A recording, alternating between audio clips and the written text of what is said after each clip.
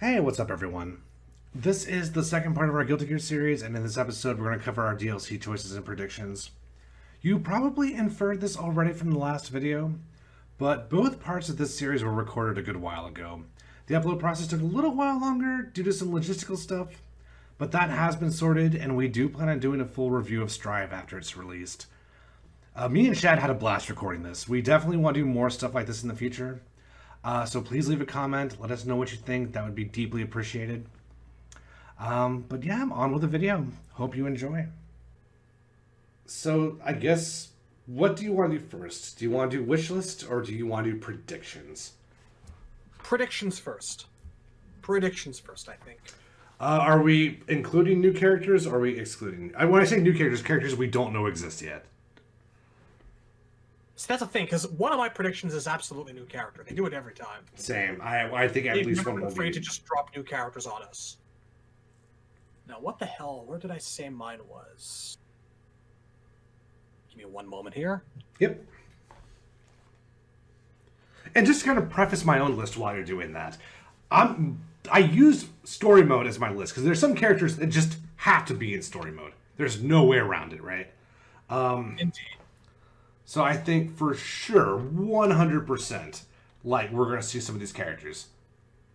But the first one on my list is like, if this character's not in the game, they're either dead or they're in story mode. There's no way around them. They're too important. There's a stage with the character's shit in the background. They gotta be there. So yeah. So I'll let you start us off because I've only got half my list filled out. But I guess so.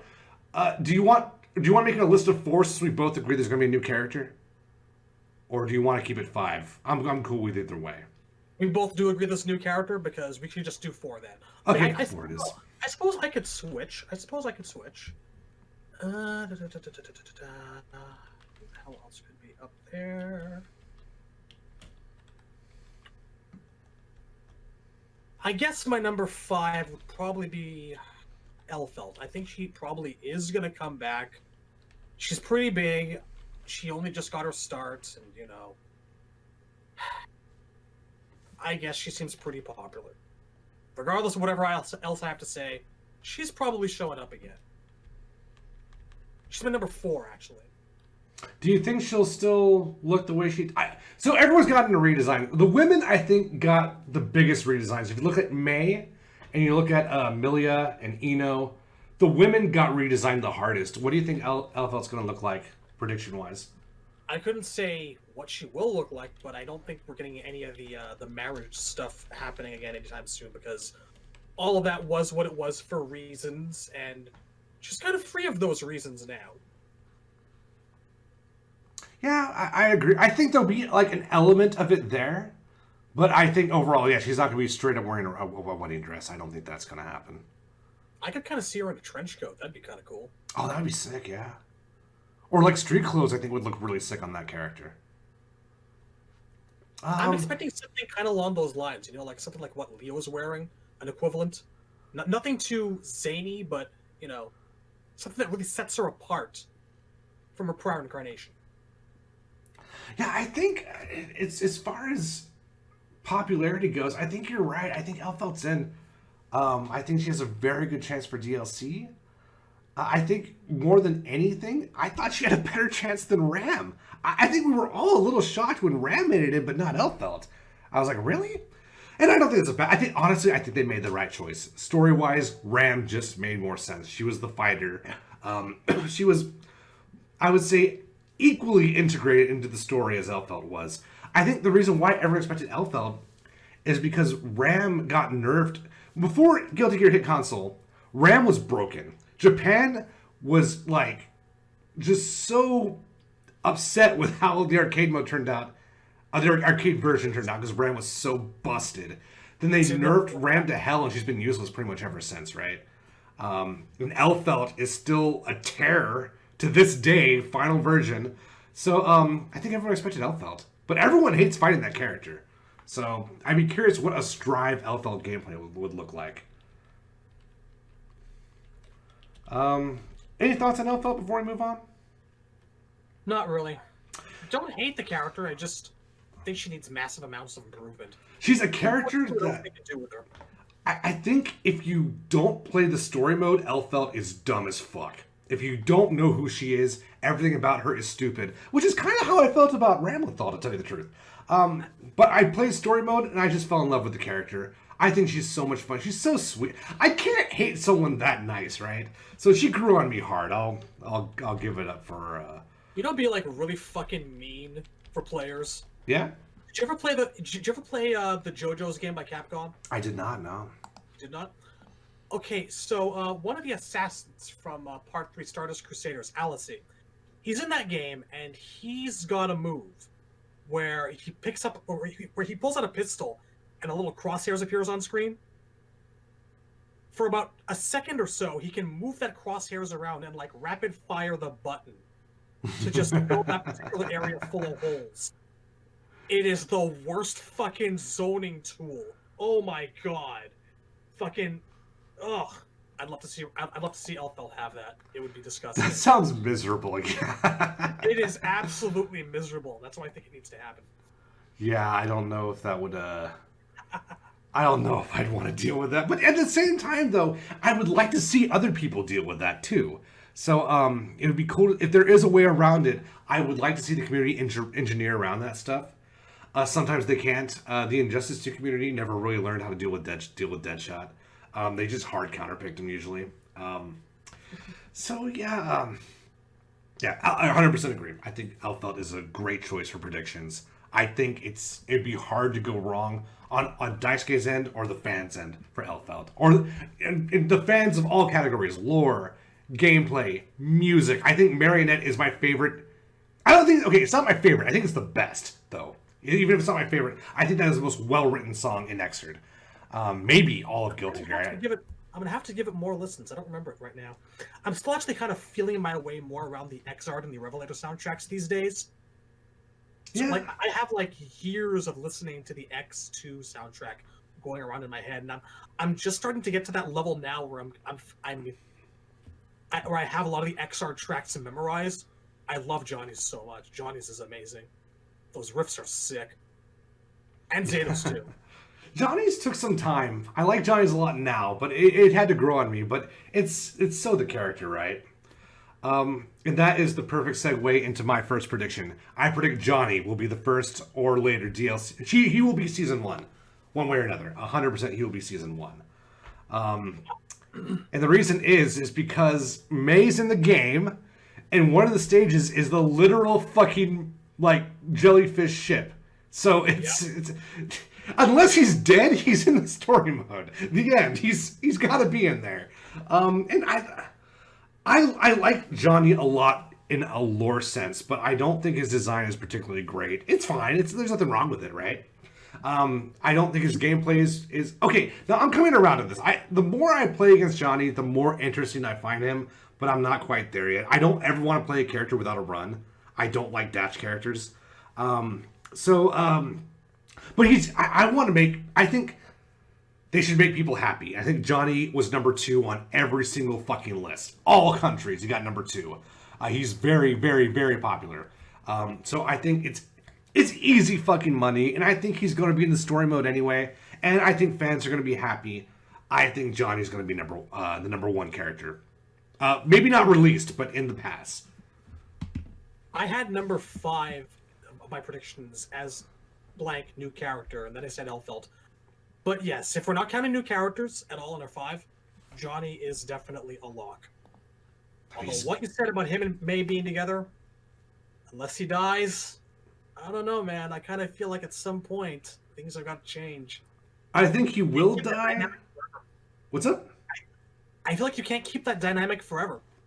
I don't know about die or anything, but I kind of feel like there has to come a point where like May no longer needs Johnny, and we're kind of almost already there, maybe. I think one of 2 things will happen. Either Johnny's going to pass the torch to May, and May will be the new captain, or May is going to take off permanently, and Johnny's going to resume the May ship stuff. Maybe.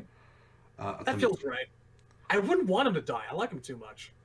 Yeah, well, I love him in dub because he has the deep southern accent. He sounds like Gambit. It's really cool. So yeah, Johnny's great. Not one of my favorite characters, but I know a lot of people like him. So that's my number 5. Alex is good. He's basically an anime Andrew Eldridge from Sisters of Mercy. Can't complain. I don't know if I would need like a picture. I'm not sure if I recognize that. I'll send you one. All right, cool. What do you got for your number 4? That was Elf. Well, no. Or was Alpha your 4 or your 5? Because there's no wrong answer to that. Alpha was 4. New character was 5, but I'm replacing new character with Johnny, so Alpha was my 4. Okay, got you. So now we're up to 3. Well, I guess we would go to my 4 then, right? Right. Okay, you're right.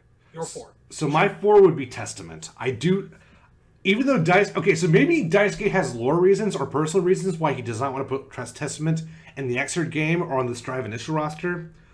But Daisuke isn't heartless. I know he knows fans have been missing Testament.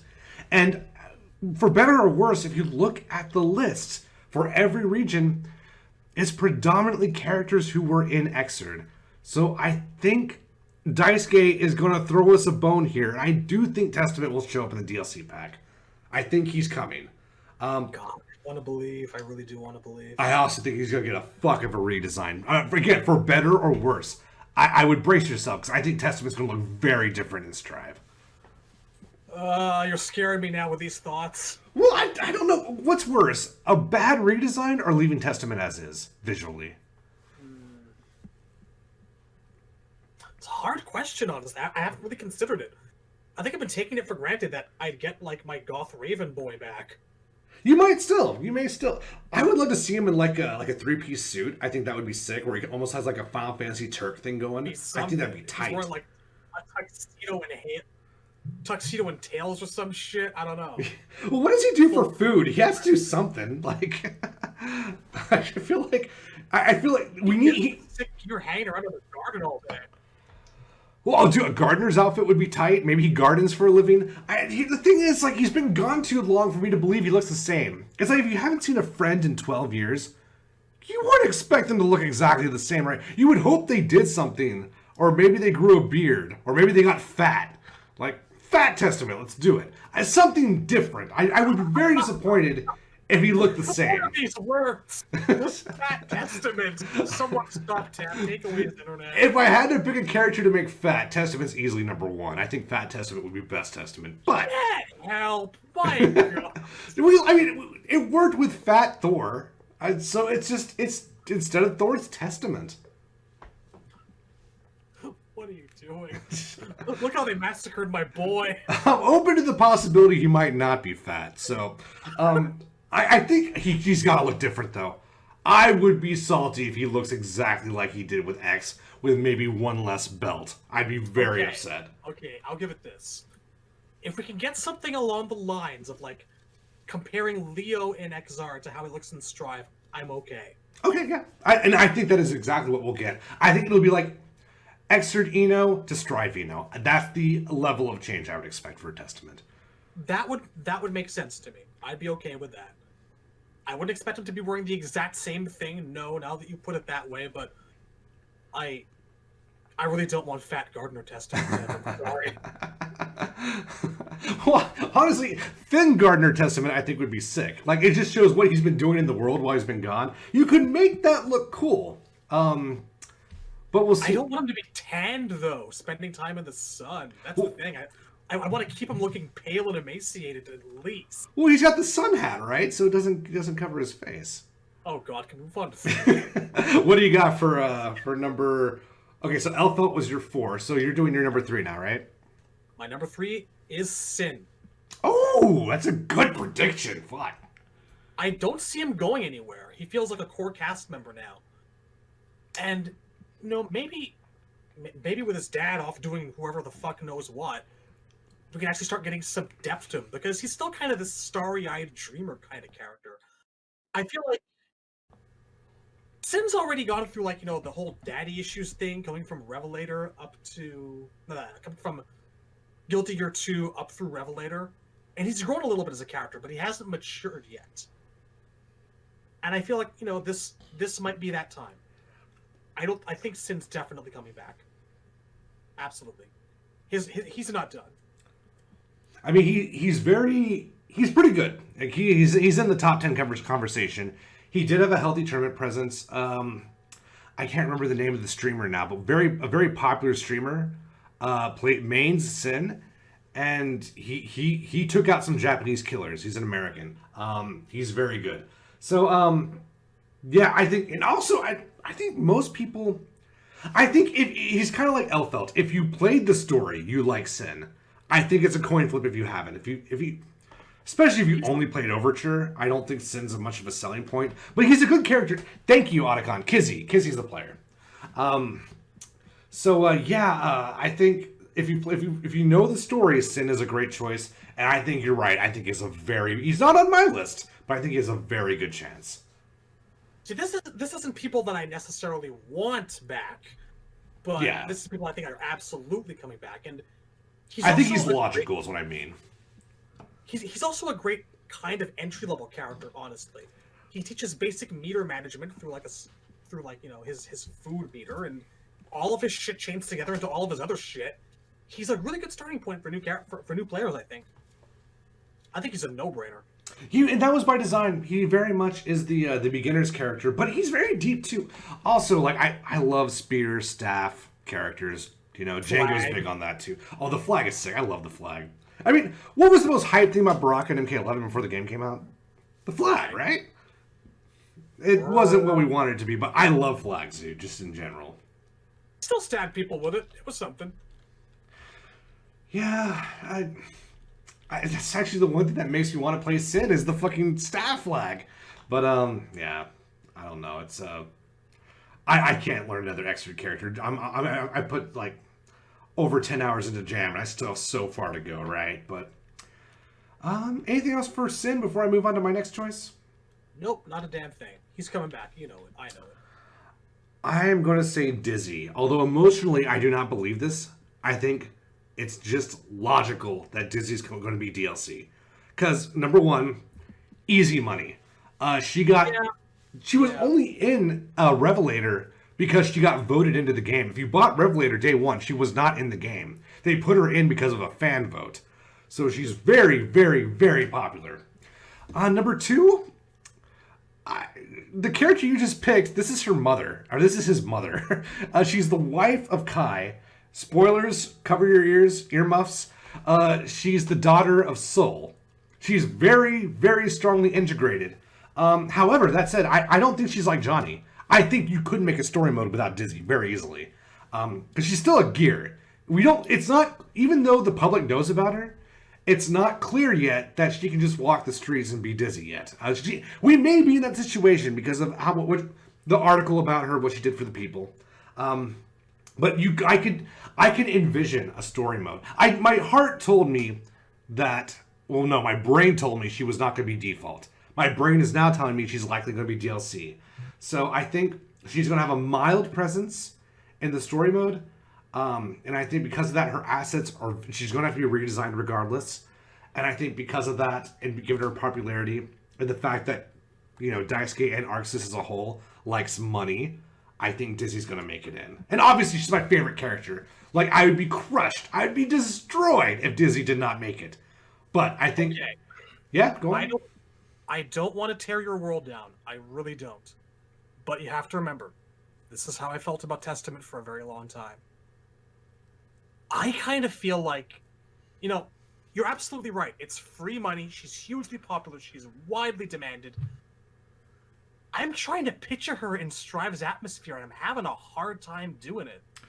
You're right, because what are they going to give her 2 slow air dashes? Like, it's already like air moves don't convert into anything really in Strive. So is she not going to convert twice? Like, I agree. That is super weird, right? No, you're correct. I see what you're saying. Not even just on like a gameplay level, like the atmosphere and the tone. Dizzy kind of feels at odds with all of that. You know, it could very easily happen. I could be totally wrong. I'd like to think I am, for your sake. I think you're correct. She'll have to be redesigned. She will absolutely have to get a redesign, no doubt. It would be so drastic. Completely.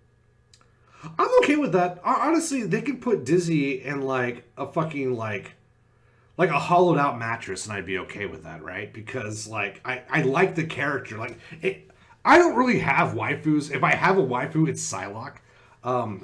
Well, even that's not really true. I think Psylocke. Once I started reading the comics, I didn't.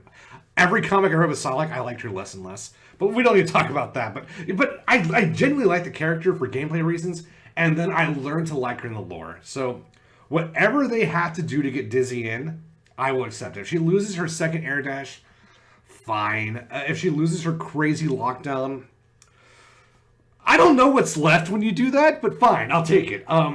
You know, if How she, you feel if her wings are more subdued and not quite as wacky and arguing with each other all the time. oh man, I want some of that, but if we lose a bit, I think that's probably what they're going to do. They're going to make her more summon based than she already is. I think is probably the solution. I think the reason why they probably wanted Dizzy and Sign, but she was just too much work.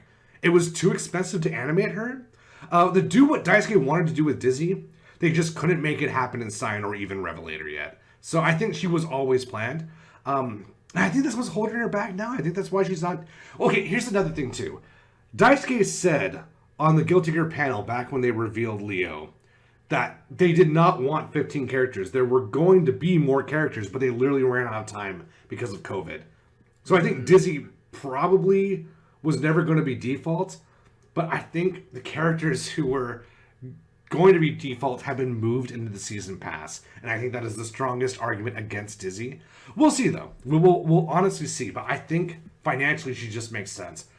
This is not a wish list yet, although I think smart people are going to figure out if Dizzy's on my wish list or not, right? But predictions, right? I predict Dizzy will be there.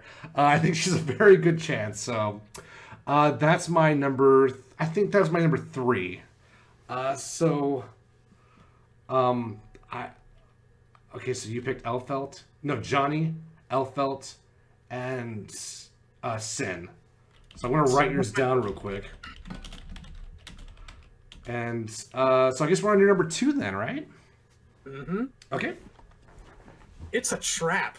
It's a Bridget. It's wonderful. I know. He's got to come back. I almost said she. 20 years, I'm still doing it to myself. It's hard. It's difficult. It really is. I think they can do it. I don't know if they want to do it, but I think they're gonna do it. Bridget's got kind of a history, right? Like, outside of the Guilty Gear, like, fandom, outside of the fighting game fandom, Bridget kind of became, for a good long while there on the internet, kind of a symbol for boys dressing as girls. And I don't think that Daisuke was expecting that kind of response. To this day, I wonder, was he at his desk or something reading Tia where he's like, what do they mean they think Bridget's a trap? Oh my god. That's not how I want it to be at all. So, I wonder. I've always wondered about how he feels, about how people reacted to that character. I think the only reason she wasn't an extra is because he doesn't know what to do with her. I think he's literally at a loss of what do I do with this character. Fucking hell. He might have been a fun one-off. Might have. But I think that there is, if people like Jam can come back, there is absolutely room for Bridget. Pot had a good theory. So much. Pot believed it's going to be the full-on like church nun, but older. That's what Pot seems to think they're going to do with Bridget, and I think he is very likely correct. I'm torn. Mother's superior garments. Yeah, I can absolutely see that. The problem is though, I don't know how to get to point A to point B with that character. The only reason she's not on my list is because, again, I don't think we worried about Testament's redesign, but if they redesign Bridget in a way that isn't like kawaii or that isn't like, trappish, everyone's gonna be pissed. So Daisuke might just be like, you know what, this isn't worth it. I don't know how to do this, and I'm not gonna make anybody happy. So I don't even know if I want to risk it. But it's a challenge, right? How do you pull that off, make everyone happy, and still not have it feel like rehash of what's already come before? At the same time, though, I'm going to counter my own point here and say that ArcSys is very loyal to what their Japanese fans want. If a character got number 1 in North America and a character got number 9 in Japan, the number 9 character in Japan is going to make it, not the number 1 in America. Yeah. So I think Bridget's in, but I don't think she's in. I didn't put her on my list because it seemed too safe and too obvious. And if I pick Bridget and she's not in, I'm going to kick myself. So she's not on my list, but I think there is a very good case to say Bridget is. Let me put it this way. I think she's a very good prediction. I think she's a hella strong prediction. Not once in that entire sentence did you call him E. Oh, you gotta lab it, dude. See? You gotta practice. You have to unlearn it. The mix-up is too strong. 20 years, man. Even Otacon did it. The trap was successful. Yeah. But I wouldn't mind seeing Bridget back. I think her gameplay... I think his gameplay is great. So, and I think you could have a lot of fun with the character. I think we're all kind of wondering what Bridget's doing at this point. We really are. I think last time we saw him, he was up in Zep. I think. Interesting. I didn't know that. That's curious. I was playing Accent Core about a good half a year ago, and he was trying to find different ways to make money that weren't bounty hunting, and Potemkin advised him to maybe go into the special services, or something like that. That was, I think, the last time we saw him. I mean, we don't know a lot about what happens inside Zep. Most of it is Zep leaving its own circle and going to other places, right? So, yeah, that would explain why we didn't see Bridget. Please make it happen, Daisuke. I think there's a good chance. I would never bet against Bridget in DLC, ever. It's too strong of a possibility. So that's your number 2. My number 1 is redundant. I put Elfelt. So I've kind of already said everything. I think Elfelt is just... a lot of people's first Guilty Gear game was Xrd. So I don't think it's any accident that Strive is blowing up. For many of the reasons we've given at the beginning of the video. But I think the fact that Xrd did have this legacy success is a big part of it. So, yeah, I think Elfelt's going to be my number 1 prediction. Wait, but I only named 4 characters, so this is my number 2. I have 1 more character left. Okay. So Elfelt's my number 2. Who's your number 1, Shad? My number 1 prediction is Biken. It is absolutely happening. It's not a matter of if, it is a matter of when. It depends on the Sam Show thing, I think. But I think I think you're right. She's going to eventually be in. I don't know if she's season 1 or not. I think the Sam Show thing might be a conflict. I mean, it could be later, but she was a very late addition to Exart. She was only in Exart. She was only in Revelator 2. So she was one of the last people to show up, and I feel like she might show up earlier this time. Because, easy money, big character, very popular. Yeah. But the reasons for that go along more with what you're saying, about what Daisuke said, that people are going to go back to their roots. Biken has mellowed out a little bit in Exard. That's not the way she's supposed to be. And if you're talking about people who can't change, she's absolutely the number 1. Yeah, She was introduced initially. She was a secret character in the very first Guilty Gear game. Did you know that? I did. She was also very difficult to fight. Yes. She was very challenging. I've always found that really fucking cool. Even in sprite-based days, getting a completely original character like that, it wasn't a palette swap or anything. That shit was rare. And they just did it, They just put this entirely original character in the game, and they hit her. And it's one of the best designs in that game, too, honestly. Yeah. Anyway, from the outset, her urge, her motivator, her raison d'etre has always been, kill the Gear Maker, kill that man. Because, she holds him responsible for the death of her entire family. That's never gone away.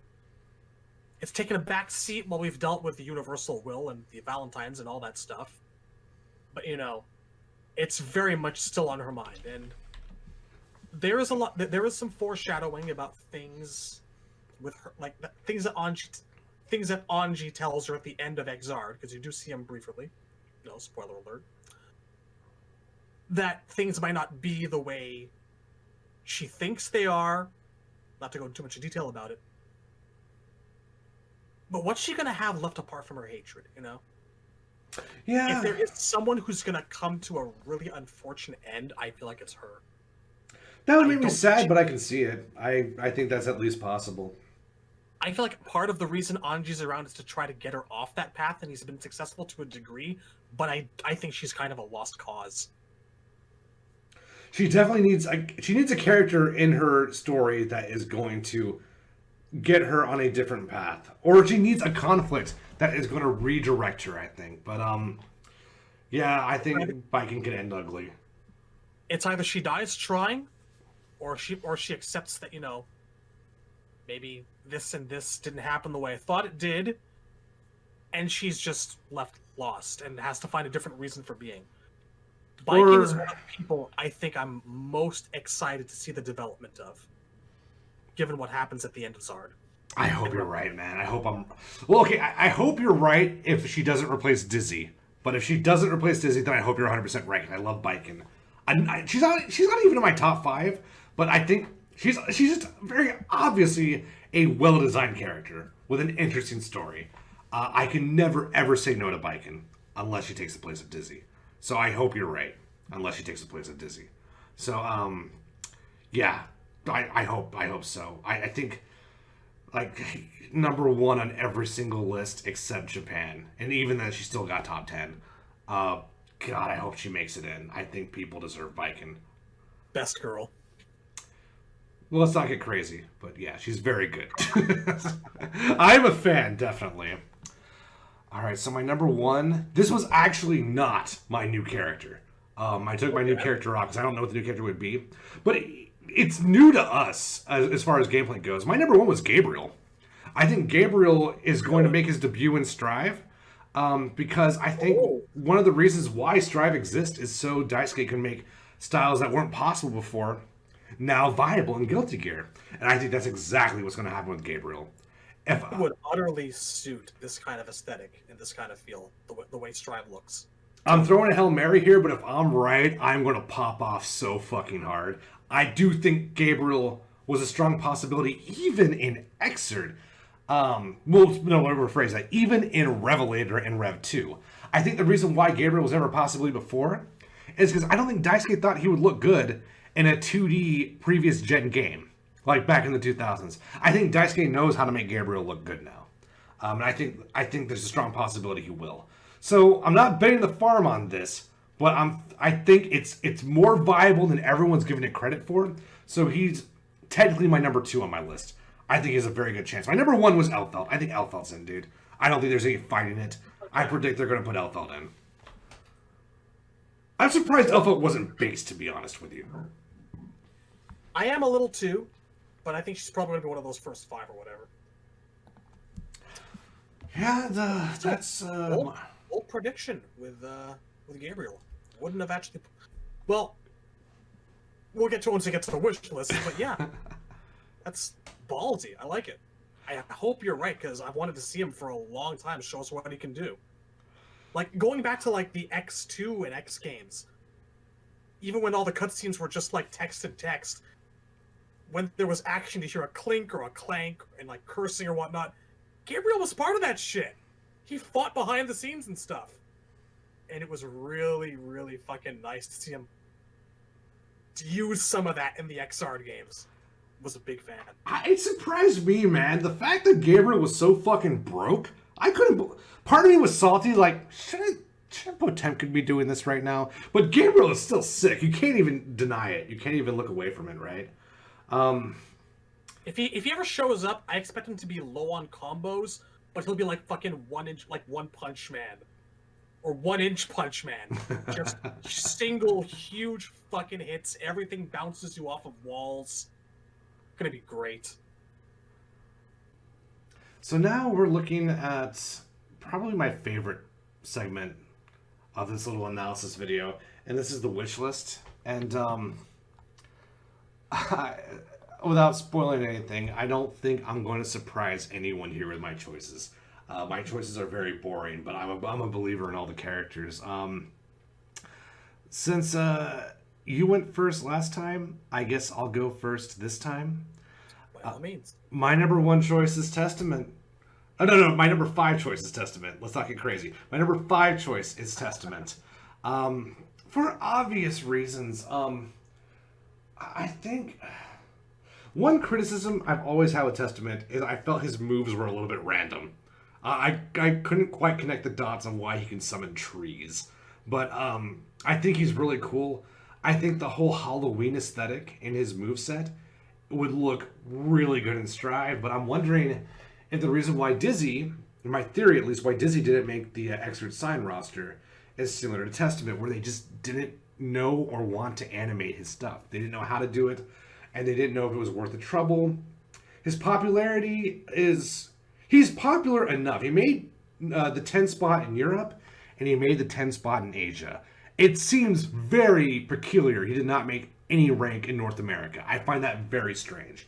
But I think it's also peculiar that there's no South American ranking.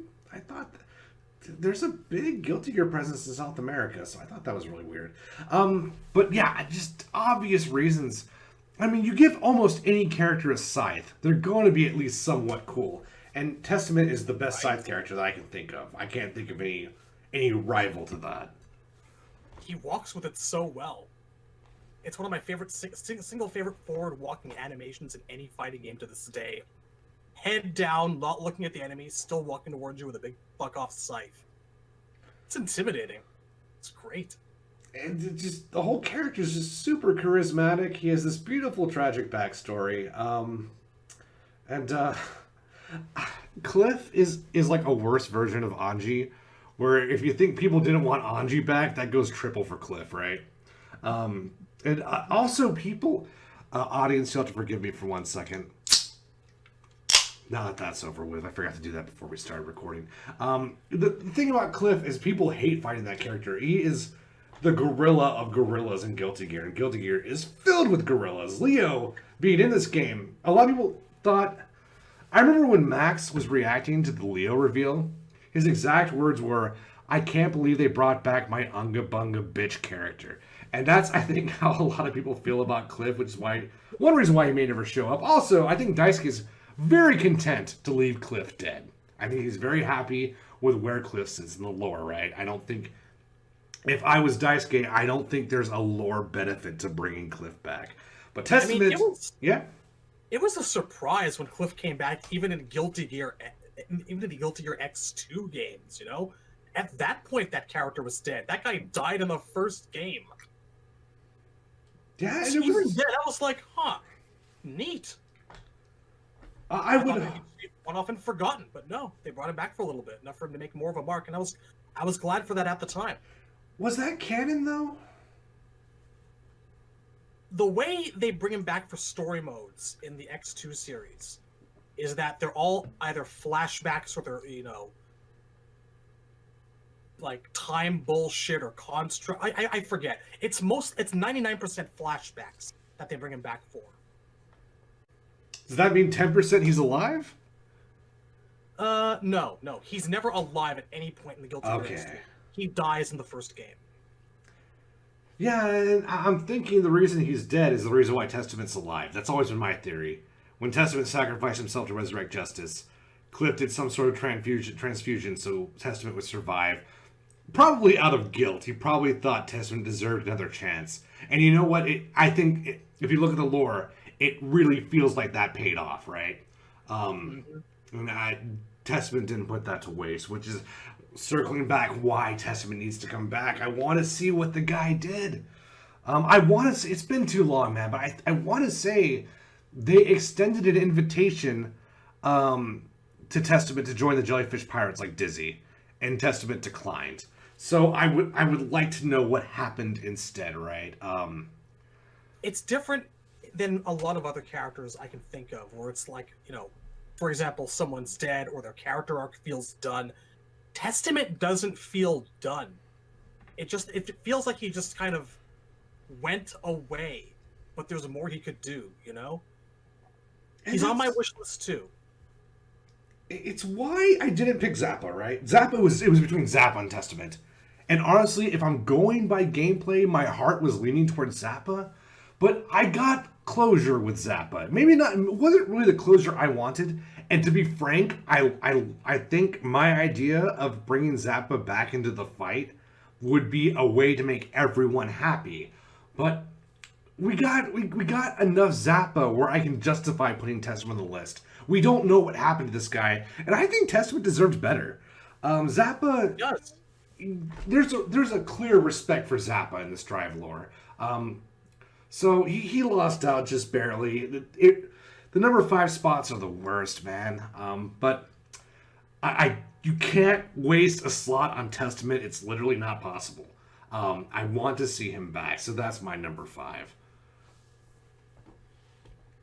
You know, looking at my wish list, I actually kind of realized I wrote it all wrong. I did not write it in terms of in like order of hype at all. Testament is up there for me. I suppose that like now that we're talking about him, he's probably like my number 2 most requested character. So now that we're talking about it, I guess I could just get that over and out of the way. That's interesting, because I thought he'd be your number 1, so that is fascinating. He's not. There's someone I want more. I think I know who it is, but I won't say it out loud, but I have a guess. Yeah.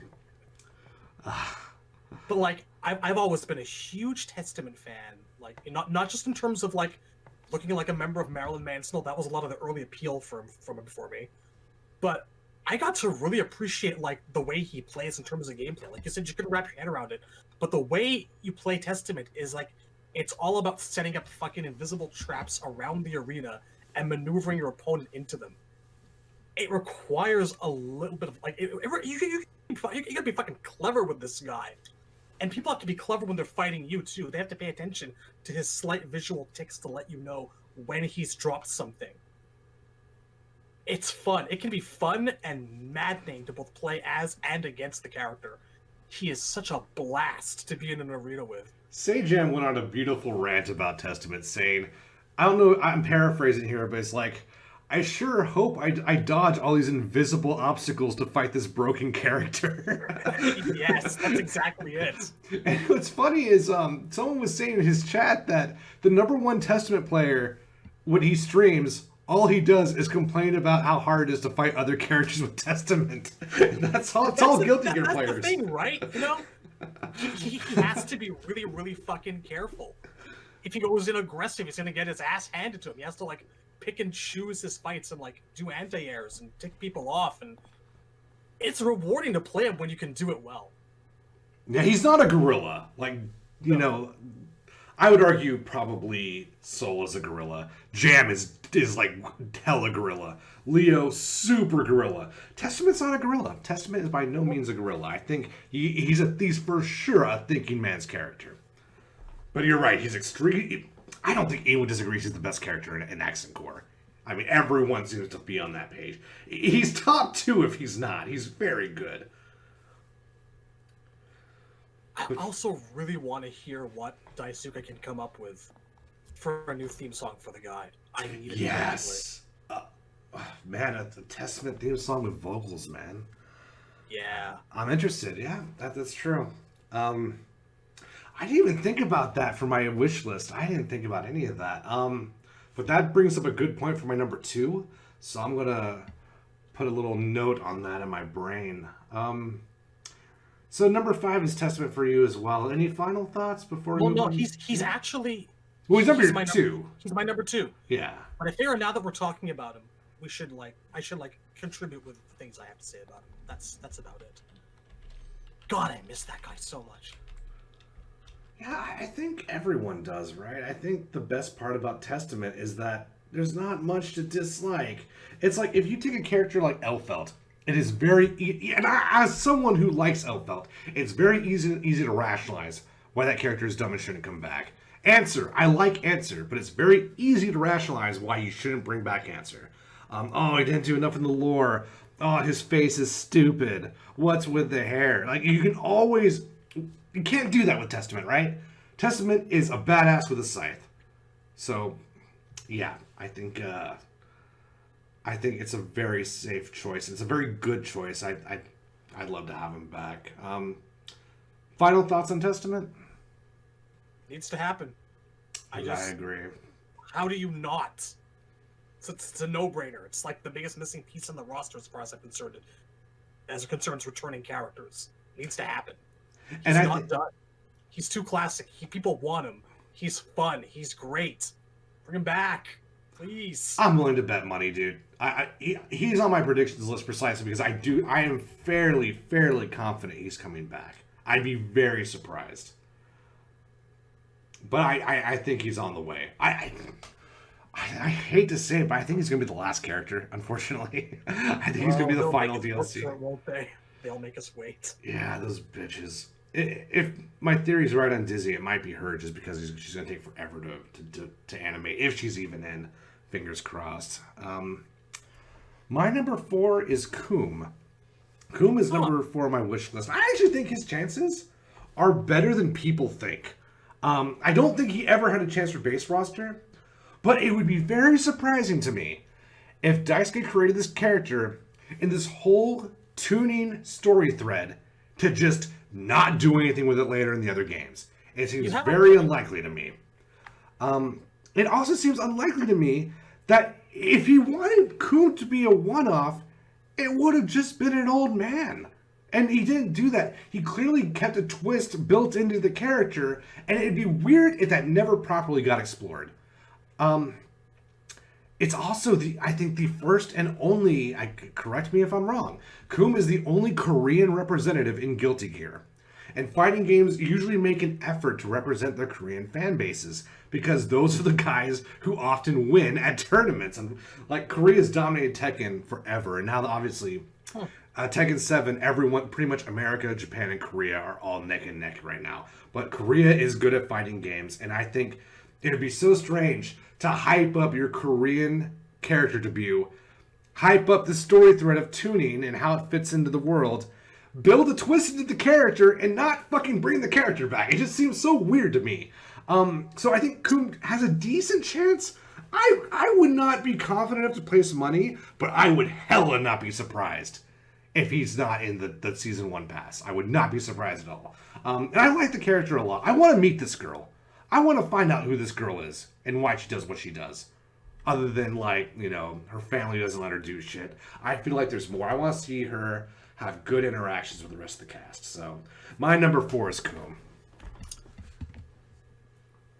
Personally, I don't take a lot of... I wouldn't put I don't personally put a lot of stock in getting to know that much more about the girl. And, like, we have her backstory, right? I feel like when it comes to Guilty Gear characters like this, that have, like, this kind of really batshit insane quirk about them, you know? Sometimes what they put up front is what really matters. I'm thinking kind of like in terms of Abba when I say this. Because, you know, she had this really interesting and involved backstory about how she was an experiment who was locked away, and then she found this sentient key weapon, but never went anywhere. It saddens me. Because I liked Abba. I hope that there is... I hope you're right. I hope that there is a good future for Coom. She's pretty cool. You know, I think Abba is another... She's not on my list, but I think she's another character who has a much better chance than people think. I think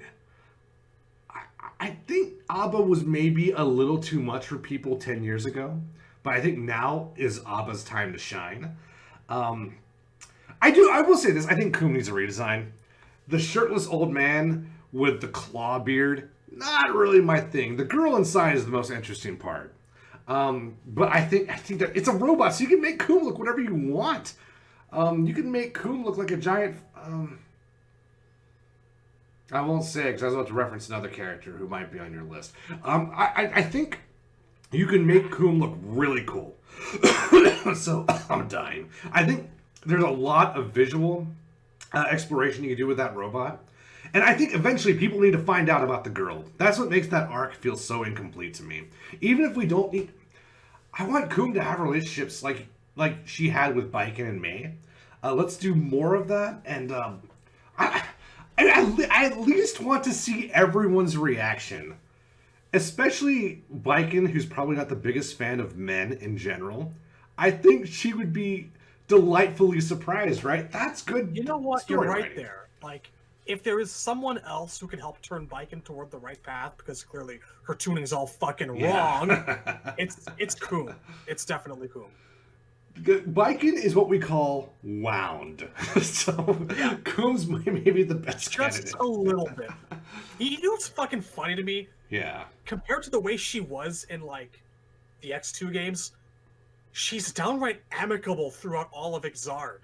This is Biken on a good day. Yeah, she's It's weird to see her not actively thirsty for blood and spewing venom at everyone who crosses her path. She looks really tired in Exard, right? She looks exhausted. Like, Yeah. and even though she cares about the colony, it very much feels like I couldn't live with myself if I didn't do this, but I don't. At the same time, I don't really want to be bothered. It was a moral conviction that kind of dragged her back into the playing field. So yeah, that could be fun. Flash. She's still got people to kill. Yeah, nah, man, I ultimately know you're right that Biken's showing up. I just don't know when. But yes, not just for my sake, for Randy's sake. That is Randy's main. So if we could have Dizzy versus Coom sets in Strive, it's a good fucking day. And that's all I got to say about Coom. What do you got for number 4, I believe? All right. So like I said, the way I wrote my list is kind of completely out of fucking order now that I really look at it. Number 4 on my wish list is actually Bridget. We talked about it before, and we've specified all these reasons, you know. There's too much popularity, a lot of fun to play, funny, silly as shit, and I think that you can find a good balance between, like, the atmosphere that Strive's going for and a cross-dressing yo-yo wielder, bounty hunter person.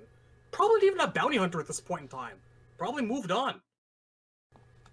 That was his entire angle at the end of Accent Core, was just find something else to do.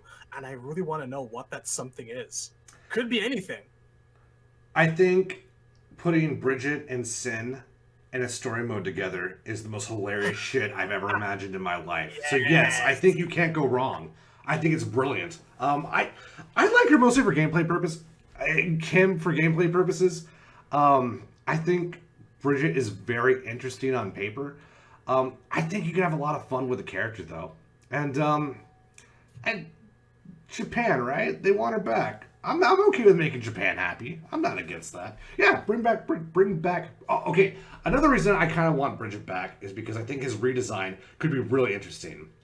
I'd be very surprised if we get a late 20s, early 30s man in a nun dress. If we get that, I'll laugh. I will not be upset if there's no redesign, but I don't think we're getting that. You know what I want? I want facial hair. Yes.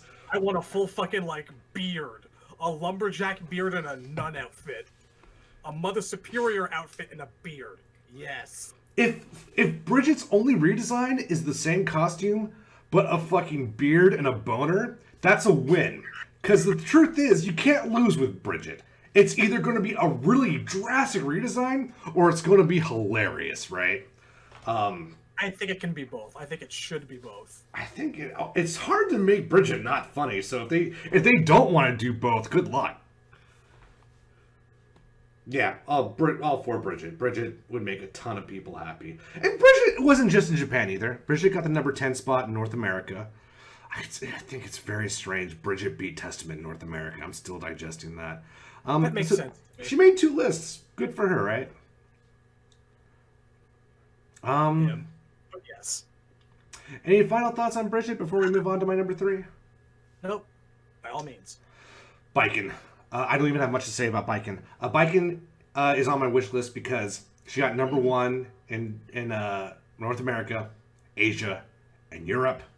I feel like they did her a little dirty in Rev 2. Clearly, when she was in Revelator, she was a story character, and she still didn't make the cut. I don't think popularity should ever be the final authority. It should never be a popularity contest for the roster. but it's got to be something. It has to be. It has to have a seat at the table, and her popularity is just towering, massively, massively popular character. I just that's really all I have, and I like her. I like Biken enough where she's not in my top 5. But I think the character's super cool. I will learn her if she's in Strive, because that's the best part about Strive. I can learn more characters now because I don't have this monster fucking move list to memorize. Like I said, I'm like on day 7 of Jam. I think every time I say that, the days are different. So like, but yeah, just fucking put her in, like, make people. I understand if you can't, like, Bike and Johnny and Dizzy got top 3 in North America, Asia, and Europe. In that order. I understand that they can't put all 3 in, although I'm pretty certain on Johnny. If they can't put all 3 in, I get it. Popularity should not be the final authority, but that's a lot of people who like Biken. So let's make it. Okay, let me put it this way. If the character was stupid and she got number 1, I'd say fuck her. Out. But that's not she's cool enough, though. She's popular and cool. I think the character is inherently interesting enough visually and story-wise where I can be like, popularity gets a yield here. I'm fine with it. So that's really my final thoughts on Biken. I think maybe the number 1 character should get the popularity vote, right? The number 1 character should get a pass on popularity alone, maybe. You know why she's not on my list? On my wish list? Why is that? She's going to happen. Yeah. That's the only reason she's not up there. I absolutely want her to be present. I have 100% faith she will be present. She's going to be present. I think the biggest surprise, the one thing that would shock me more than any character, is that the season pass is all classics. That would blow my fucking mind. And I'm expecting 2 new characters, but if it's literally just 5 classic and excerpt characters, head would explode.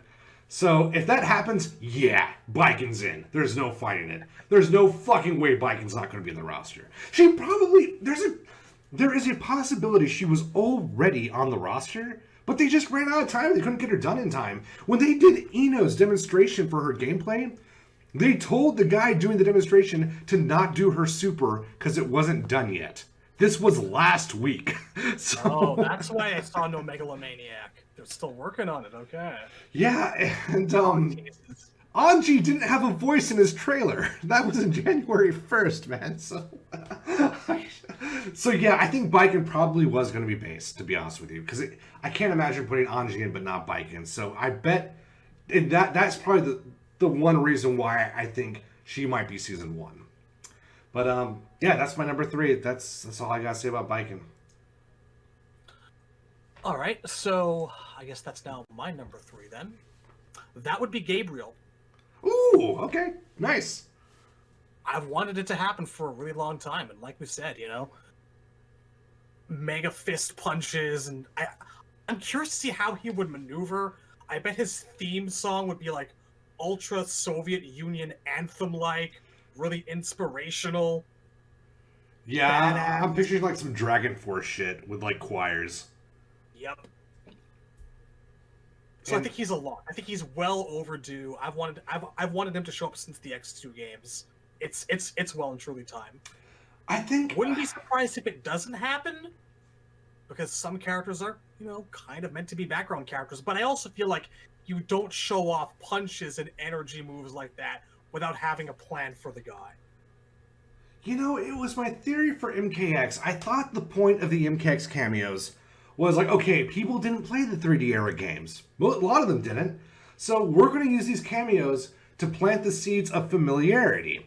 So when we bring them back in MK11, people are like, oh, I know who Li Mei is. Oh, I know who Fujin is. And it kind of paid off with Fujin, sort of. But that didn't happen. But I think you're right here. I think the whole point of making Gabriel upstage Potemkin so bad was so Daisuke could sort of unlock the door and leave it open for Gabriel showing up in Strive. I think that is very likely. So yeah, I think he's not one of my favorite characters. Down 4 is a very big Gabriel fan, so Down 4 would be super fucking happy. But I think he's got a good possibility. I think if there is a new character, I think the best of both worlds is someone who wasn't playable, but a character that most people can recognize. So maybe the new characters are going to be Gabriel and April. I don't know, right? But that would be a win for me as well. I'm like, okay, cool. We don't have Gianna Part 2. And not that Gianna's even bad, but like I think we both agree that we don't resonate quite with that character as much as we do with Nagoriyuki. So yeah. Agreed. Yeah, good choice. I like Gabriel.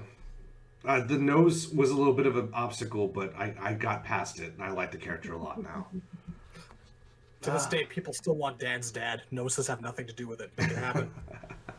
Man, we had trouble getting Dan in Street Fighter V. Dan actually didn't make the cut. The only reason it's in the game now is because Street Fighter 6 flopped internally, which led to Ono getting fired. Well, not fired, demoted to the point where he was forced to quit. That's a sad story.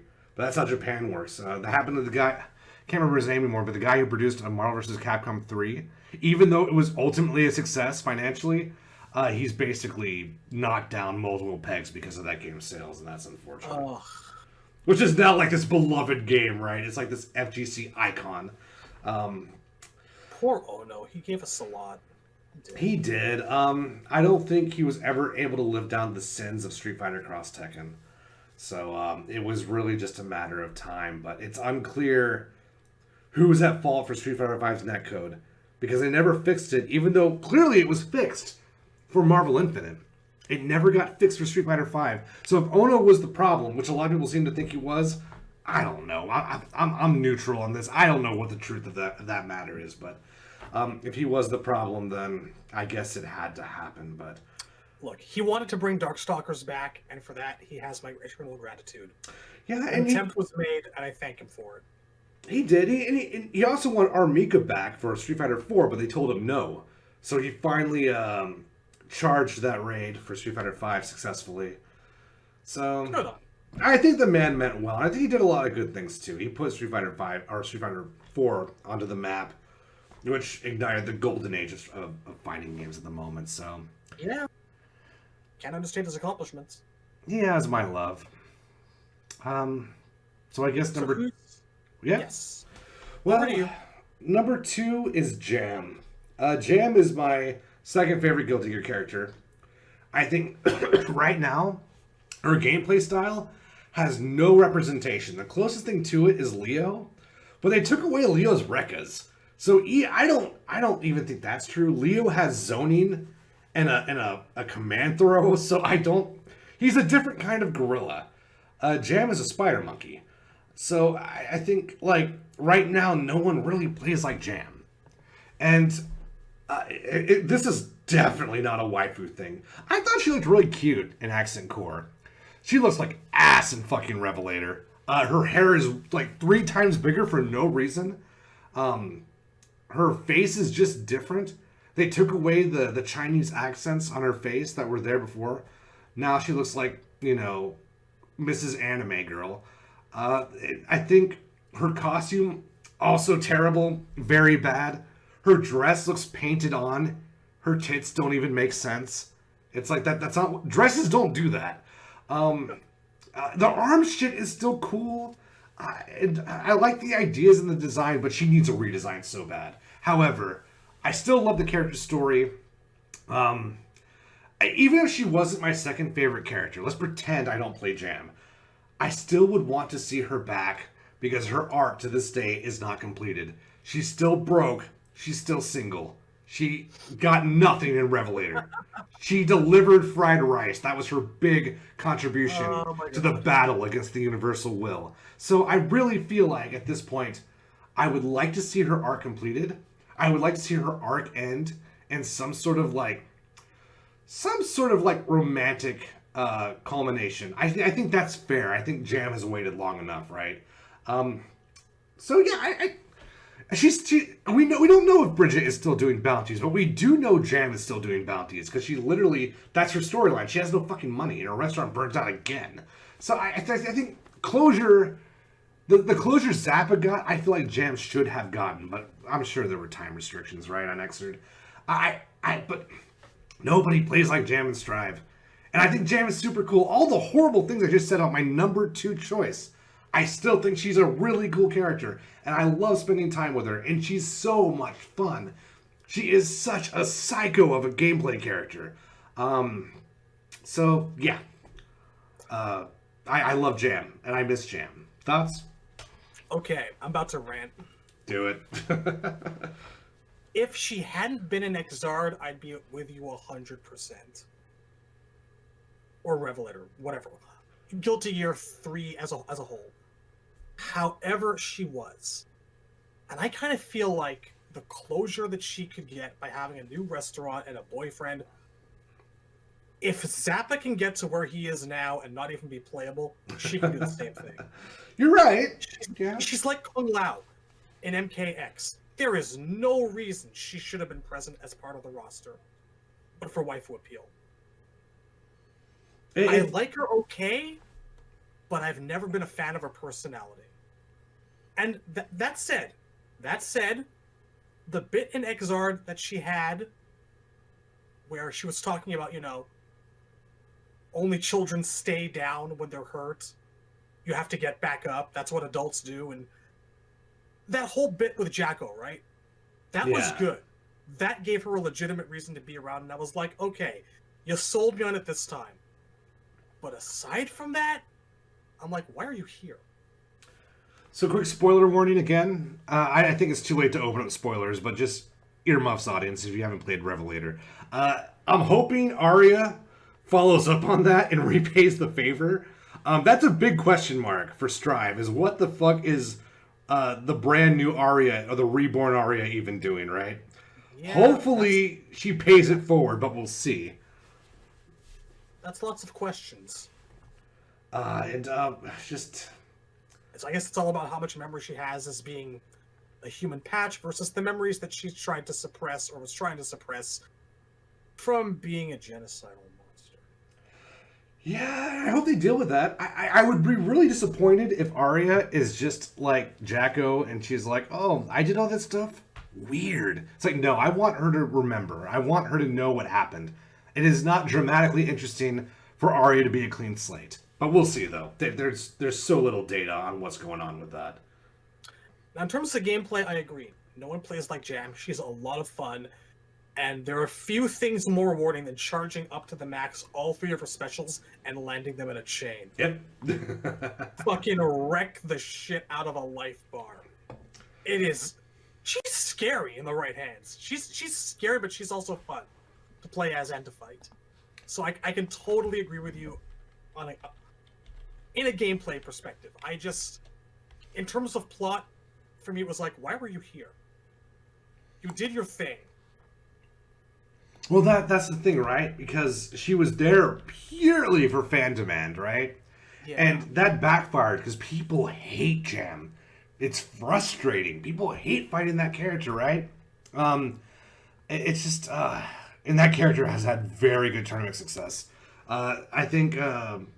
Otacon posted the grand finals for the EVO 2018, and it was Jam versus, I can't remember the other player, but yeah, just a very, very, very strong character. Just super crazy powerful. And I think if you bring her back, that is going to get fixed, but I don't think people care anymore. It's like Elfelt. Like, when people found out Elfelt wasn't base roster, there was fucking, like, fireworks on Endor. It was a big deal. I think, it's her dust. Okay, so like her dust is 25 frames compared to like Dizzy's is 27. If you get all 3 of those cards, her dust is some of the scariest shit in the game, dude. Because you can cancel it from a block string, right? So you're already worrying about her 5H. You're already worried about her her 2D into like Roman cancel. You're worried about her, like, frame traps from her standing light kick. You just, oh, God, she's so horrifying. I love it.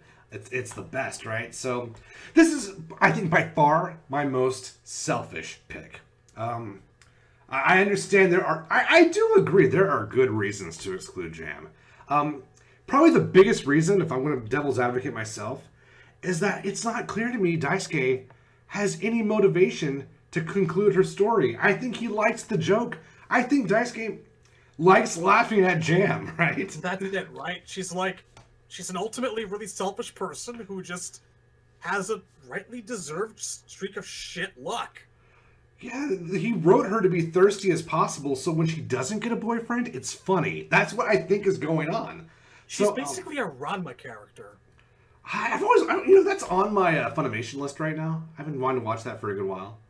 So, I got some scotch left. I may do that tonight. That sounds good right now. So yeah, that's probably the strongest counterpoint to Jam. Is it's unclear that Daisuke wants to expand that character. It might be like a Dan situation where Daisuke's happy with where Jam is in the lore, and the joke is still fun. The joke's not old for him yet, right? But I do think Daisuke cares about his characters, and he clearly doesn't like characters needlessly suffering, but Jam's not there yet. God, I'm gonna miss this character when she doesn't make it in. I think she has a chance. She obviously not on my predictions list. I think Jam might be able to smuggle her way into the season 1 patch. I think it's possible. I mean, let's go back to the charts, right?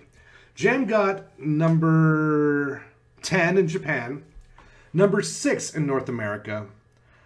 She got number 4 in Asia and Europe. So it's not lack of popularity, but those are respectable numbers. They're good numbers, but I think Jam. Okay, there's a problem with Jam that Dizzy does not have. I think people like Jam for fragmented reasons. I think you had the Jam fans who love her gameplay and just love being an idiot in the match. I think you have those guys, right? Then you have the waifu motherfuckers because they want Jam back because they want to fuck her. I think there's those guys, right? Then you have the Jam fans who I think just they're kind of like me. I'm all three of these, by the way. They like the joke. They like the burnt down restaurant. They enjoy laughing at, but also with Jam. And they want to see Jam succeed. I think she's very fragmented. Everyone likes Dizzy because Dizzy, I think, is just cool. It's like, I'm a pretty girl, but also Grim Reaper. That's why people like Dizzy. And she's a lot of fun to play. Jam, I don't think is that unified. I think people hate fighting Jam, and I don't think everyone who loves Jam loves playing Jam. So I think her odds, if she makes it in, I think it's going to be a struggle. But she can be love kind this of a character. brain dead YOLO character. It's true. Oh yeah, she's a stupid bitch, but I love playing her. But she's dumb as fuck. Like, I would not want to play against Jam. Like, I hate fighting Jam, but I love playing as Jam. It's like someone once said in a comment section, if you either you hate Blanca or you play Blanca, and Jam is very much in that category. But yeah, Jam, that's my number 2. Any final thoughts, or what do you got for me? I'm just tired of her. That's fair. That's I'm absolutely fair. tired of her. She's annoying in many ways. Take a break. Come back to us like Anji will welcome you with open arms, you know? She's literally annoying. She's annoying, like, in the story. Like, she speaks broken Japanese. She's supposed to be grating. Like, which I think is endearing, but I could see the disagreement on that. Really self-absorbed and kind of a prick. Has surprisingly good insights from time to time.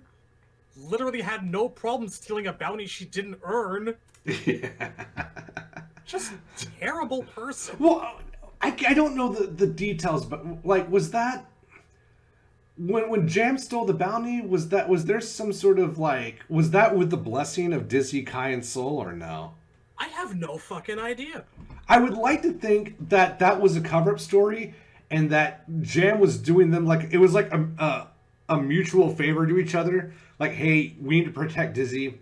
You need to build a restaurant. Here you go. And I that's how I always pictured it, right? I'm not sure if it ever actually got... Like, I have to go back and, like, revisit her, like, Guilty Gear X2 endings and stuff, but I don't know. Maybe it's up there at some... I forget. I'll check the wiki afterwards. Oh, yeah. Anyway. Yeah, number 2, what do you got? All right. Weird. Well, my number 2 is Testament, but my number 3, I think. This is my number 3 now. Oh, okay. Because we covered Testament earlier. He's actually my number 2. Then we went over to Bridget and Gabriel. So this is kind of my real number 3. Okay. All So right, he's this down. this is kind of a spoiler. How spoilery are we getting here? As long as you warn people, I think it's fair. All right. This is major spoilers for the end of Guilty Gear Revelator story mode. The answer to this is Delilah. Okay. Temp, you're like, what the fuck? Yeah, even I'm like, I don't know who that is. That's Badman's sister. Okay, yeah, I do know who that. Yeah. And you cannot have Badman back because Badman's dead. Oh, hella. He is finished. And they left us with a ginormous fucking tease at the end of that. Where, like, you see her foot and, like, the tip of her gown over his remains. Now, I'm not even a huge Badman fan. But I thought he was a pretty interesting and fun character. Especially in terms of gameplay. Like, the ability to literally rewind and redo moves on the spot is fucking fascinating. That's one of the reasons I love Guilty Gear for what it can do. And I feel like there's just too much potential in that playstyle to bring it back, to have it show up once and let it go to waste. So I think that we need to bring Delilah in. That story's not done. We were talking earlier about how it's very easy to strawman a Guilty Gear character. I think Bedman is the #1 victim of that. Bedman, I did not initially care for. I thought he was a little silly, even for Guilty Gear standards, but... Yeah, I thought he was really fucking out there, too, but I got used to it. Like, the whole moving fucking dream power bed shtick. It is still ridiculous when I say it. But I came around on the guy. He's charming enough, and spoilers, audience. It broke me when he finds out that he's not going to be able to bring back all the people he killed, and he starts having like an emotional breakdown. That got me. I fell apart. They really gave him such an immense payoff at the end. It's like, yes, you're a murderer, but literally he remembers everyone's names of the people all the people who have died. He remembers their names. He wants to bring them back. He justifies what he's doing to himself by saying he will, promising himself he will, and he can't fucking do it. It was a devastating way to end the character. I think, it's funny. I knew Bedman was going to die. I was very aware Bedman was going to die. It's almost common knowledge, if you're in tuned at all with the Guilty Gear, actually see that Bedman is dead as fuck, which is unfortunate, but you almost can't find it, right? Even the VTubers know Bedman is dead. So I thought Venom was going to kill him. So when he survived Venom's blast, I'm like, there were like 4 times I thought Bedman was going to die. Like, okay, Slayer's clearly going to kill Bedman. All right, Venom's going to kill Bedman. Okay, I guess Robot Kai is going to kill Bedman. All right, I guess Venom is going to kill Bedman again. So when he survives, they did get going a bit, didn't they? I was like, it's almost good that it was spoiled because it was self-deceiving at some point, and I think he was going to live, and the only reason why he gets knocked out at the very end is because Bedman's metrics were very low, and they're like, well, if no one else wants him, then we're just going to end it here and send him out in a blaze of glory. I think that's what happened. I think just his numbers didn't show up green, and you know what? He ended on a good note. I mean, my heart goes out to Bedman. Delilah, if I had a choice to bring back Bedman, or as I know her, his sister, I would bring back Delilah. I think she's an interesting choice. I like that a lot. And she can do the same shit, I think. She can do the same shit, right? They're both asleep. She has the same condition as him. They both, like, their brain, like, whatever it is, it's like their bodies can't keep up with their brains or something. So I think... I mean, well, she was standing there in front of him, so we didn't see if she's got a bed too, but the logic follows, right? I mean, I don't know if I'd give her the same moves as he did, the same command list or whatever. Yeah. But I just feel like the notion of recycling stuff like that on the spot and being able to re-toss out a fireball or, like, redo an air slam is so fucking cool. Yeah. And I want to see it back. I feel the same way with Answer. I'd be sad to see Answer's playstyle gone, but I think there's no fighting it, right? I feel like when Daisuke doesn't know what to do, he just uses Faust as a crutch. So it's like, oh, Faust healed her. She can wake up again. Good job, Faust, right? So I think that's a strong possibility, but Faust isn't doing so hot right now, so that's a big mystery. Truth. I don't know. That could be. I mean, I'm looking at the photos now. She looks very awake in front of the piles. So, Yeah, that's it, right? I'd like to know what her deal is. That's all. Yeah, that's too good of a choice. Fuck, that's even better than my Gabriel prediction. Fuck. So, yeah, I like it. It's a long shot, I know. Well, I think it's good to wish for the long shots because you don't get to pop off for the obvious picks, right? I picked Gabriel so I could pop off later for my predictions. I don't. If Delilah makes it in, though, that's a big one. That's a big win. And I think if we're going by lore, which Daisuke cares about, clearly, I think she does have a decent chance. I think she has a better chance than, say, someone like fucking... Let me pull up the select screen. So let's say Slayer. I think Delilah has a better chance than Slayer. I think Slayer's out of commission for the moment. I don't think we're going to see him for a while. Jacko. She has a better chance than Jacko. Oh, Jacko's done. Is Arya done, though? Could we get a playable Arya? I don't know if I want that. I have thoughts. I have thoughts. That sounds like a lot more trouble than it's worth, if I'm being real. I think a playable Arya sounds unnecessary to me. But we'll see, though. I think that would just piss off Arya and Jacko fans. I don't think anyone wins that battle. So I guess number one then. Number one. Let's round out the night. Are you ready for this shit? It's Dizzy. And the you reason don't say. I thought about it and I decided I was going to pick Dizzy, and then I picked Dizzy, and that's my explanation of why I picked Dizzy, because I really like Dizzy. Okay. So I'll give like a really brief summary of Dizzy. I did not intend to main this character. I thought she was very attractive, but that wasn't enough for me to pick up the character. Then I saw her instant kill, and I was like, oh, that's really cool. That's really funny, by the way. I still didn't pick up the character. Then I tried Kai. I thought Kai was boring as fuck. Almost made me drop the game completely. Because I could see that I was learning hard shit with Kai, but I was thinking, even if I get this shit down, is it worth it? Is this shit so interesting that I'm willing to keep doing this shit and put in the work? No. Then I tried Jam, and I really like Jam. Jam was my next attempt to main a favorite character in Guilty Gear. And even though, unlike Kai, I really like the game plan, and I really like the tool set, I'm like, I'm not going to be able to make this work. I don't think I can make this cohesive into a game plan. And I was right. I had to really get good with Dizzy before I can go back to Jam and make that character work. And I think I'm almost there. Dizzy, I tried, and Dizzy, I think, has one of the biggest movesets in the game. I was just intimidated. But once I got the idea down that once you get your shit out, you don't really have to think anymore. Just run up and press buttons. I'm like, well, I can do that. And then I just fell in love with the character. I thought her gameplay was fascinating. I love the 2 air dashes.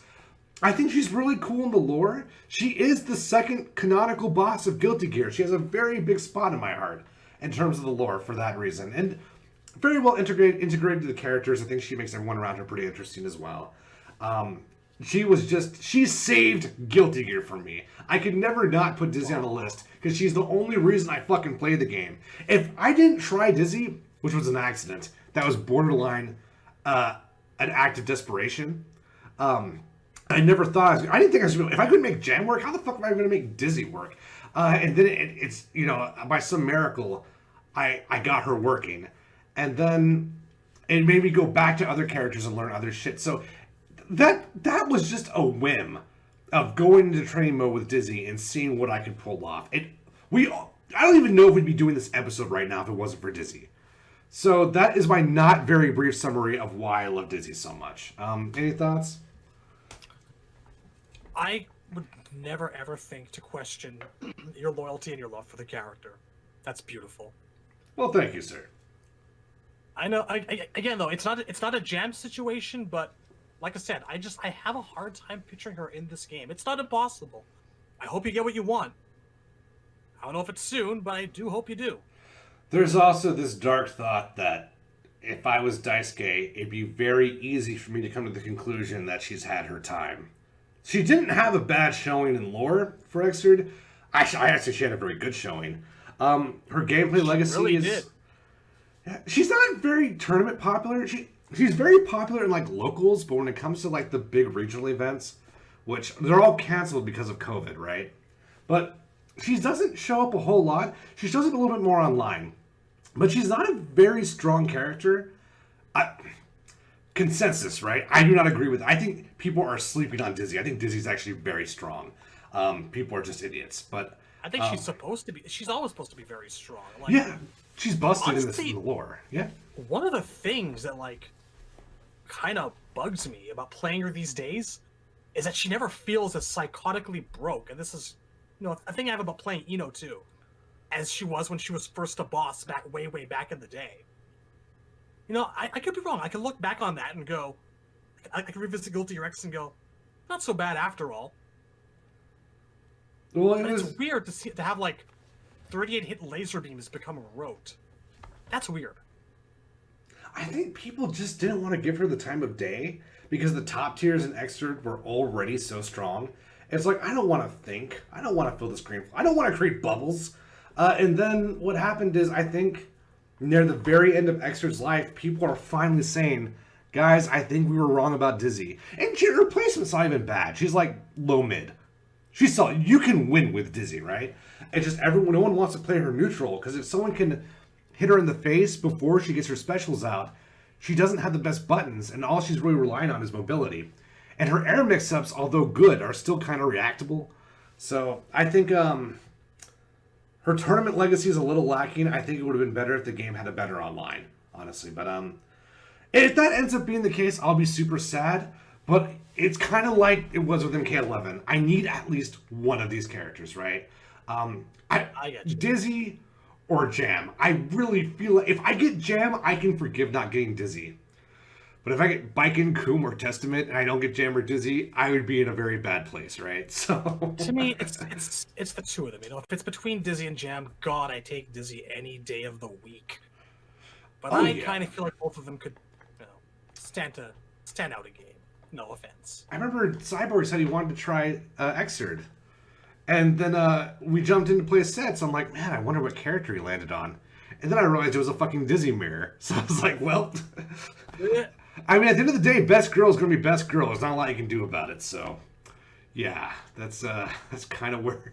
And that just shows how great the character... I mean, the thing is, you can't argue with spirits, right? You can't argue with an Ice Spirit and a Grim Reaper with summons and flight. The equation is too strong, in my opinion. It is a lot of awesome in one package. Yeah, it's just with Jam, you gotta dig to find what's good, unless you just want a waifu. Even then, I think Jam looks weird as fuck, in my opinion. But if you just want a waifu, you can build a base on Jam on that. But you have to dig for everything else. Dizzy, I think, is pretty self-evident. I think she's very strong on multiple merits, right? So that's all I got on Dizzy.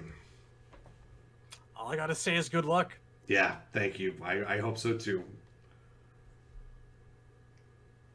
All right. Ready for my number one? Let's do it. It's the Gear Maker. Do I say his name? Yes, earmuffs. Say his name. Asuka R. Kroos.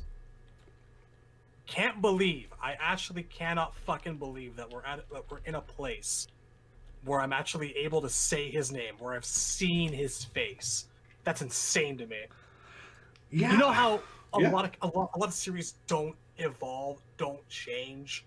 It's just season after season of the same shit on, and nothing feels like it's ever drawing to a close. Guilty Gear's never felt that way for me. It's always felt like it's been leading up to something big. And you don't know how hard I shat myself at the very end. Well, not literally. But, emotionally shat myself at the very end of Revelator. When Soul and the Gear Maker were looking at each other, and Soul goes, it's time to settle things. And he just, puts his fist up. And the guy fucking takes off his mask, and we see his face, and he puts his fist back up. This is something I've been waiting for so long. It's overdue. I don't Yeah. know if he needs to be a last boss or something. I don't care. It needs to happen now. We're at the time. We're fucking drawing lines in the sand. It feels like the end game. And that raises a whole bunch of different questions, you know? Is it the end of the story? What do you do after this? How do you settle things? Does Guilty Gear just become like a storyless fighting game with a huge roster cast? I don't know. One way or another, man, it's fucking time that, like, that man got a roster spot. It's way past. It's not. I can't even say way past because now feels like the perfect time for the first time ever. You know, I think it's now justifiable to put him on the roster because I think the mystery is settled in a good way. It's not done away with. It's properly concluded. It's not removed. It's fulfilled. So we can put him on a select screen now, right? I also think. What's that? We had years of hype and like mystery and gradually unraveling the identity of who this guy is, what he wants, what he's here for, what exactly their history is together, why he made Solid Gear. We've even understood that now. We know everything. Yeah. It's time to settle the score. And we know his motivation as well. I think it was impossible to emotionally connect to that man previously. But when the scene where he overrides Arya's consciousness and makes her destroy Tokyo, and when she starts screaming and he just starts wincing in pain at the regret and the remorse and just, oh man, yeah, that was hard. But you knew he had to do it. He knew he had to do it. So he's not just a figure anymore. He's very much a person. And I think the fact there's this very subtle joke that the mastermind behind Guilty Gear is this nerd that Soul Bad Guy worked with back when he was a scientist. That's it. I love that subversion. This dork. We've known for a really, really long. We've known for a really long time that they were all initially scientists together. That's in some really old like Daisuke artwork. Yeah. But we really never saw that he was a complete and total like, glasses wearing geek. Yeah, he's borderline an otaku. He's like Otacon. Not you in the chat, Otacon, but the Metal Gear Otacon. So I love that. I think that's fantastic. Yeah, that's a good choice. It's not who I thought you would pick, though. I was wrong. I thought you were going to pick Leopoldin. Oh god, no, I never do that. Only it's a joke. That's not getting a roster spot now or ever. I only love it. I'm only half serious about wanting it to be a part. Oh my god, could you picture it?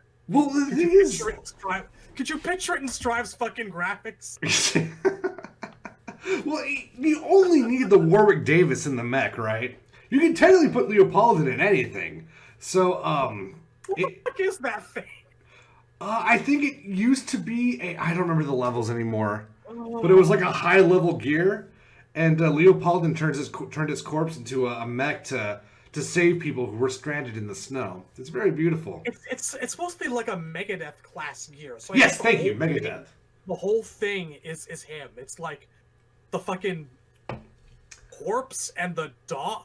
What even is it? See, I thought it was just a little man on top, but maybe. Okay. No one seems to be sure. Oh man, I would not be against Leopoldin though. If Dizzy, Jam, and Biken don't make it, but Leopoldin shows up, it's going to be hard for me to be upset. Like, I'd be like, ugh, I'll give it up. Leopoldin shows up. Fucking hell, man! I'll buy 2 copies of the game. I'll give them free money for no reason. I will buy people I know copies of the game. Django, because he wanted Mega Man sequel so bad.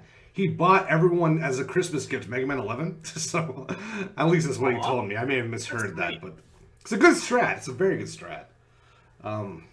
Yeah, so... yeah, I mean, that man's a great choice. I think it's a fantastic choice. I did not see that coming. He's powerful, too. You can make a very easy game plan around that man, if you wanted to. Because he's not just power, he's mobility. They've got some precedent for it. Like, he's a boss in Guilty Gear 2. You can actually fight him. Oh yeah, I didn't know that. I was thinking I thought you meant X2, and I was like, what?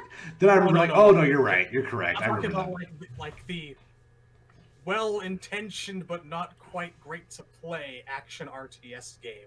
The prequel game that nobody plays to Zard.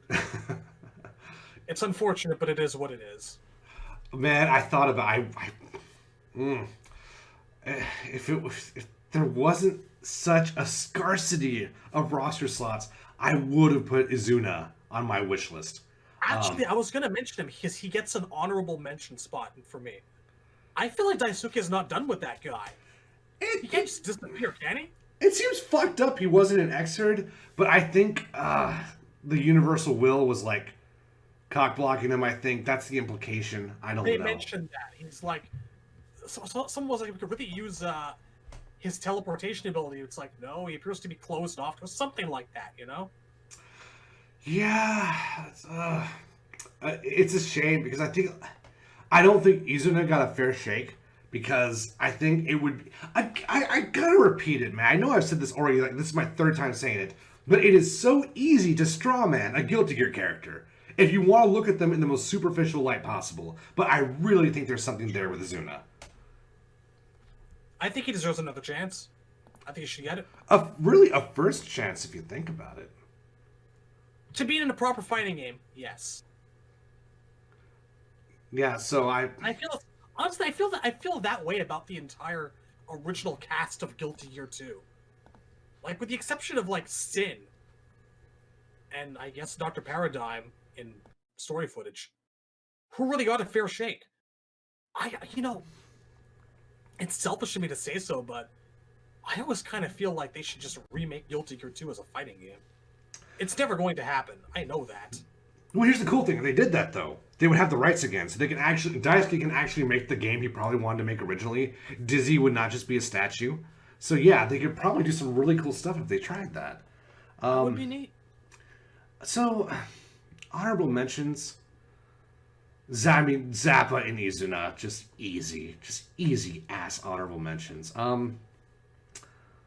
But I want to be careful with honorable mentions. I might leave it at that. I don't know. I mean, I want to see Venom. But I don't want to see Venom. Dude. He's in a good spot. Let him bake. All right? Earmuffs. That's it. He's my favorite Guilty Gear character of all time. He is.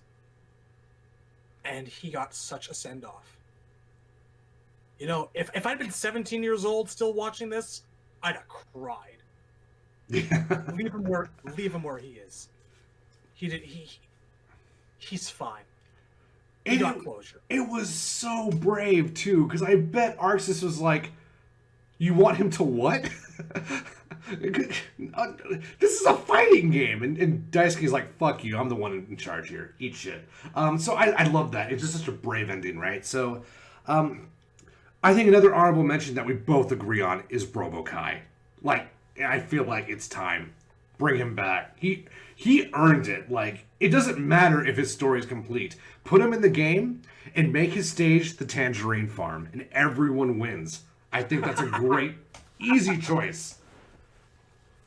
There's another win for him, too. The cool thing about... Okay, so you look at Bedman, right? Okay, let's say... I think Elfelt was technically DLC for Sign, right? Does that sound... Yes. So you're trying to buy DLC for the fighting game you just bought. And it's like, okay, well, let's see if I want to buy these DLC characters. Okay, this is a titty girl with a fucking wedding dress. I don't know about this. With Robot Kai, or Robokai, you look at the character, you know exactly what he is. He's a badass robot. He's clearly a failed duplicate of Kai. And then when you buy the character and you play the story mode, you realize just how charming and funny he is, right? So, win-win. Put him in. Make him DLC, right? Another character that I think just an easy win. But I don't think his chances are bad. I don't think his chances are awful. I think he has a better chance than say, I'm going to say he might even have a better chance than Sin. I'd have to think about that. But I think that's at least possible. Better chance than Coom.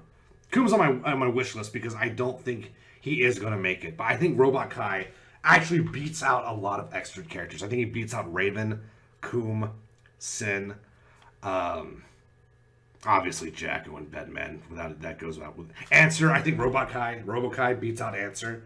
So I think he's got a decent chance. I want to make a distant future prediction. Yeah. I don't even know if it's going to be this game. I don't think we're done with Justice. I don't think we're done with Justice at all. You could put someone else in the mech. I think if it's not Arya, it could... Man, wouldn't it be crazy if Elfeld was like the new Justice, after all? Like the Universal Will actually rebounded and got her wish of bite... Oh, that would be fun! I like Elfeld, dude. Like, I get why other people are not fans, especially in the competitive scene. But, like, I would cry, man. If I found out Elfeld didn't come back because she became Justice, I'd be like, oh, fuck me, dude. It's one of those things, right, where it just feels like a loop that's waiting to happen. You ever get that feeling? I do, yeah. I feel like this thing started with Justice, it's going to end with Justice at some level.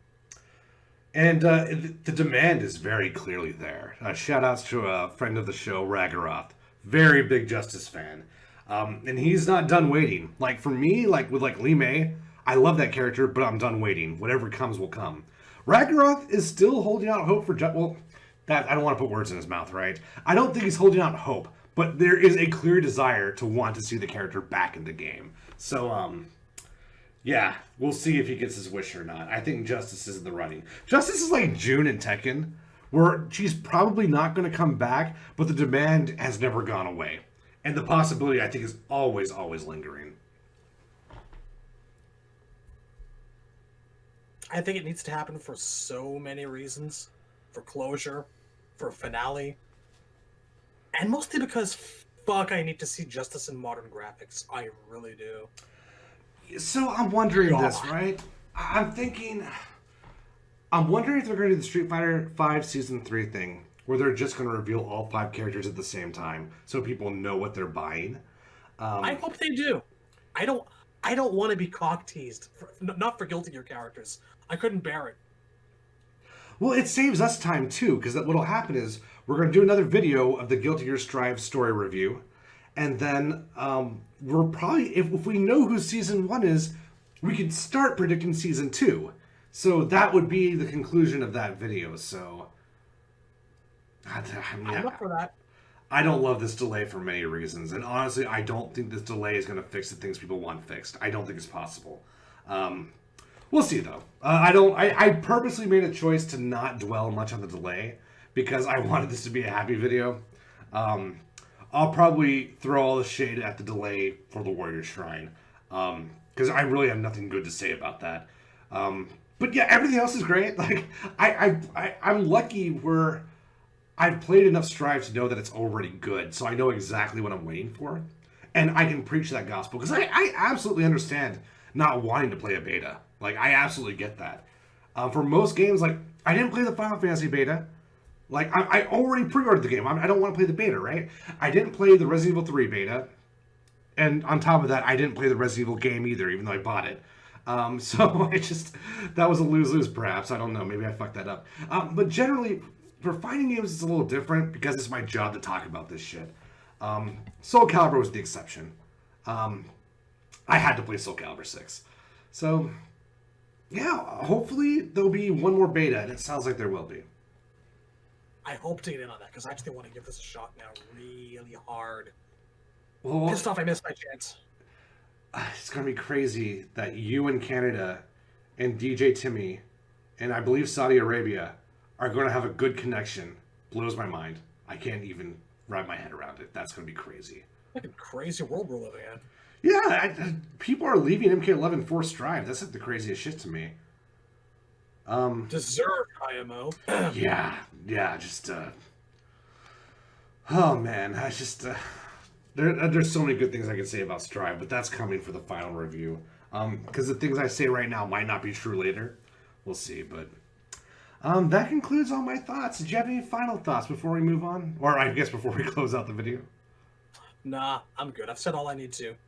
Yeah, hopefully everyone gets something they want. That's my hope for the season pass, right? Hopefully everyone's happy. Because if I get 1 or 2 specific characters on my list, either wish list or prediction, I think I'd be in a good spot. So I hope someone gets something they want. I'm sure we will. Nothing. You know what? I am just thinking about the future and looking forward, and because this game's gonna have additions and expansions the way that Revelator was to Exard sign. I can't wait to see what this thing's gonna look like with a full roster. I really can't. It's gonna be beautiful. Yeah, I think with like seeing what happened with the Grand Blue select screen, it's beautiful now. Seeing all these characters after the wait is crazy. I suspect they'll stick with the season pass system. I don't think we'll get a on disc expansion. Okay, no, I take that back. We will get an on disc expansion, but it'll be like Street Fighter. It's going to be optional. I'm sure it's only going to be seasons here on out with Ultimate Editions. That's what I think, at least. I think they realized they segregated the community too much by making 3 different online networks for 3 different games. So we shall see. Yeah. Well, everyone in the audience, both the YouTube listeners and our good friends on Twitch, thank you for listening and watching. We will see you in Strive. You all take care. Heaven or hell. Let's rock. Had to do it. Have a good night. That was still cats doing Magnolia Eclair. So, yeah. Still rocks. Later, guys. Ciao.